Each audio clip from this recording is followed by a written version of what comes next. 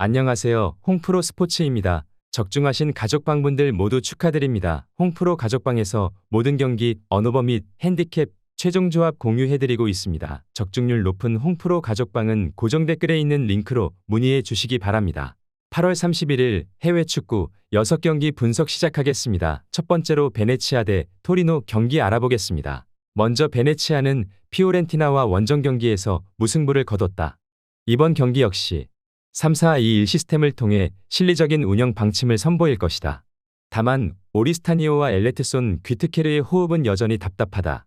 토리노 역시 수비 라인을 낮게 형성하는 만큼 호흡이 맞지 않는 이들의 공격 라인이 위협적인 모습을 보여주기는 어려울 것이다. 그럼에도 알테어와 이지스, 스베르코의 백스리는 견고한 호흡을 자랑 중이다. 삼선의 덩컨과 안데르센 역시 왕성한 활동량과 더불어 촘촘한 밀집 수비를 형성 중이다. 토리노의 속공의 대량 실점은 허용하지 않을 수 있을 것으로 보인다. 이어서 토리노는 아탈란타와 홈 경기에서 승리를 거뒀다. 이번 경기 역시 3-5-2 시스템을 통해 수비 밸런스를 중시하는 운영 방침을 보여줄 것으로 보인다. 자파타와 아담스의 호흡이 상당히 발전한 모습이고 삼선의 일리치와 리치의 전진 패스 능력으로 베네치아의 밀집 수비의 빈틈을 공략할 수 있는 전력이다. 이번 시즌 처음 호흡을 맞추고 있는 마시나와 코코, 타메제의 백스리 역시 직전 경기 훌륭한 수비 조직력을 선보였다. 베네치아의 손발이 맞지 않는 공격진을 상대로는 충분히 좋은 대처가 예상된다. 두 팀 모두 무게 중심이 낮은 팀은 만큼 대량 득점의 경기는 기대되지 않는다. 그럼에도 토리노의 일선과 삼선이 주는 무게감은 확실히 다르다. 결국 토리노가 베네치아의 밀집 수비를 격파하며 승리를 쟁취할 수 있을 것이다. 토리노 승리를 추천합니다. 두 번째로 발베이크 대 알크마르 경기 알아보겠습니다. 고 어헤드 원정 경기에서 패배했다. 이번 경기 역시 4-2-3-1 시스템을 기반으로 속공 전개를 펼칠 것으로 보인다. 다만 핵심 삼선 자원 우킬리의 결장으로 전진 패스를 공급해줄 자원이 사라졌다. 결국 클레오니스와 반버벤의 로케사의 개인 능력을 기반으로 최전방으로 출전 중인 마가렛의 침투를 노리는 단순한 속공 전개가 예상된다.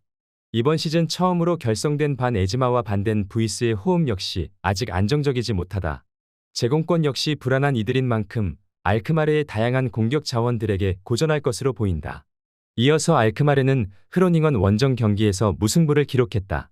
이번 경기 역시 4-2-3-1 시스템을 통한 지공 전개를 펼칠 것이다. 클라시의 양질의 킥 공급은 확실히 위력적이다.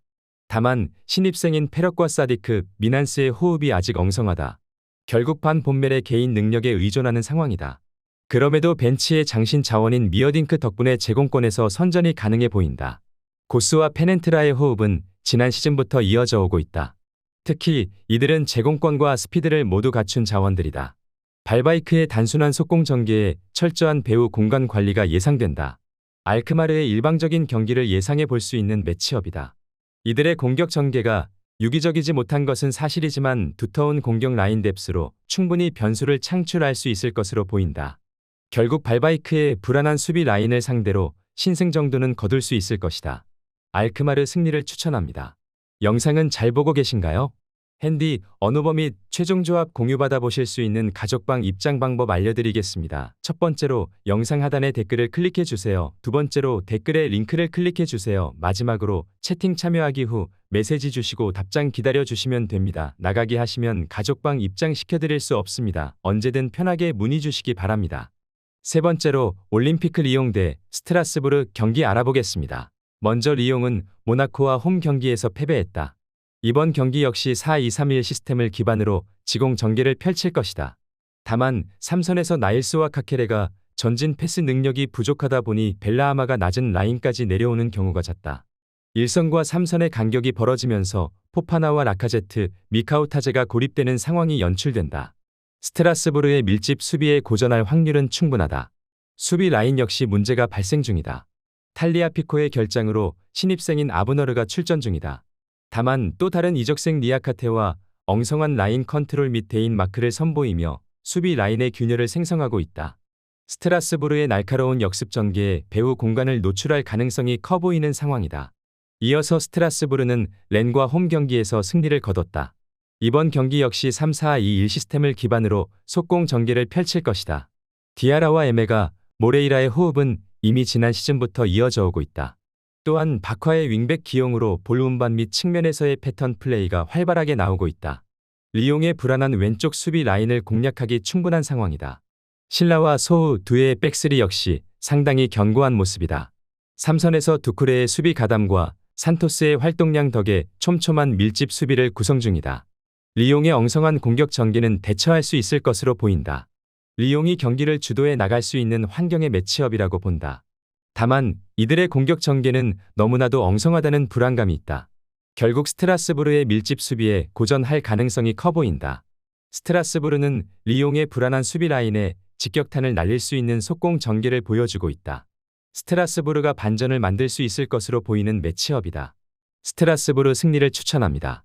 네 번째로 우니온 베를린 대 장크트 파울리 경기 알아보겠습니다. 먼저 유니온은 마인츠 원정 경기에서 무승부를 기록했다. 이번 경기 역시 3-4-2-1 시스템을 통해 속공 위주의 공격 전개를 펼칠 것이다.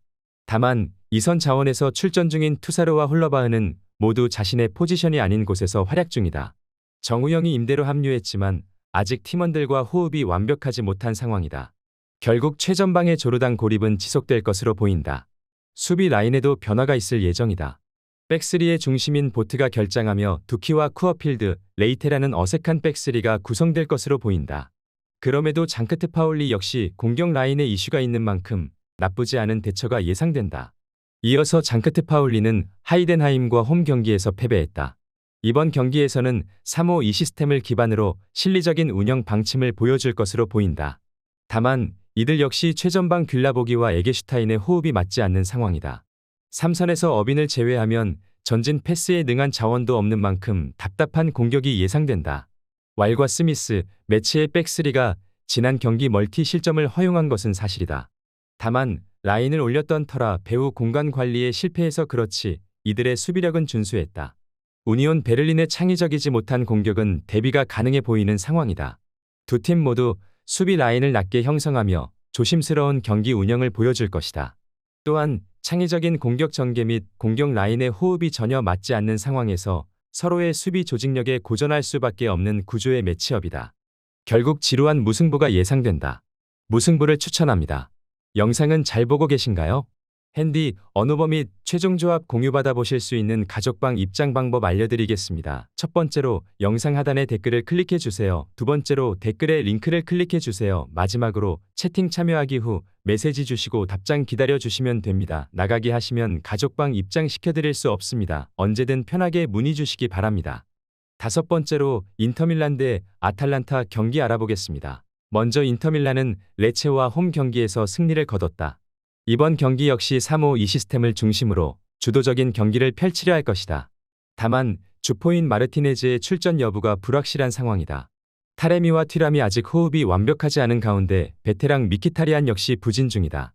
결국 차라노글루의 양질의 킥 혹은 바렐라 CM의 전진 패스를 중심으로 공격을 전개할 것이다. 그럼에도 바스토니와 아체르비, 파바르의 백스리는 지난 시즌부터 상당히 견고하게 작동 중이다.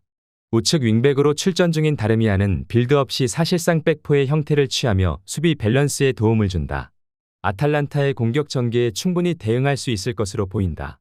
이어서 아탈란타는 토리노 원정 경기에서 역전패를 당했다. 인터 밀란 원정 경기를 떠나는 만큼 3-4-1-2 시스템을 기반으로 속공 위주의 운영 방침이 예상된다. 주포인 스카마카의 장기 부상으로 레테기와 데 케텔라르가 투톱에서 활약 중이다. 다만 데 케텔라르가 공격 전개 시 자주 내려오는 움직임을 가져가며 레테기가 최전방에 홀로 고립되는 경우가 잦다. 수비 라인에서 역시 공백이 발생했다. 스칼비니와 콜라시나츠의 동시 결장으로 짐시티와 히엔 드 룬이라는 어색한 백스리가 가동 중이다. 특히 히엔은 상대 압박에 고전하는 모습을 자주 보이면서 소유권을 자주 헌납 중이다. 결국 수비 라인에서 불안감을 유발할 가능성이 높아 보이는 상황이다. 인터 밀란이 경기를 주도할 수 있는 구조로 보이는 매치업이다. 아탈란타의 수비 밸런스가 무너진 상황에서 이들은 삼선 자원들의 창의적인 패스를 통해 결과물을 만들 수 있을 것이다. 아탈란타는 수비 밸런스로 인해 화력 대결에서 패배할 수밖에 없는 구조라고 본다. 인터 밀란 승리를 추천합니다. 여섯 번째로 루턴타운 대 퀸즈파크 경기 알아보겠습니다. 먼저 루턴타운은 퀸즈파크와 주중컵 대회 원정 경기에서 승부차기 끝에 패배했다. 이번 경기 역시 3-4-2-1 시스템을 통한 지공 전개가 될 것이다. 다만 3선의 클락을 제외하면 전진 패스에 능한 자원이 없고 2선을 담당하는 모리스는 스트라이커 자원이며 총은 드리블러다. 결국 3선에서 패스가 순환되지 않으면서 2선의 개인 능력 혹은 도어티의 크로스를 통해 아데바요의 제공권을 노리는 단순한 공격 패턴만 펼쳐지고 있다. 그나마 월터스와 맹기, 벨은 나쁘지 않은 수비 조직력을 보여주고 있다.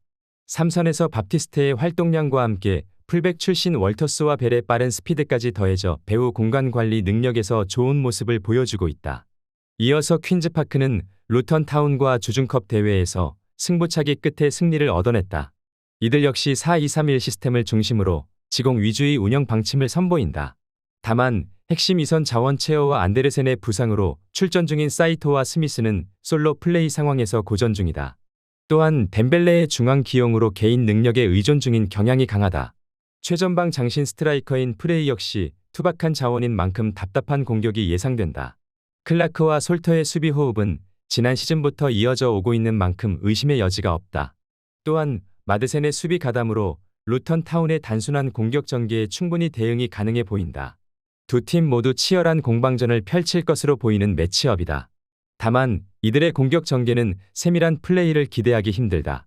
결국 서로의 수비 조직력에 고전하며 지속적으로 답답한 경기력을 보여줄 것으로 보인다. 지루한 무승부가 예상된다. 무승부를 추천합니다.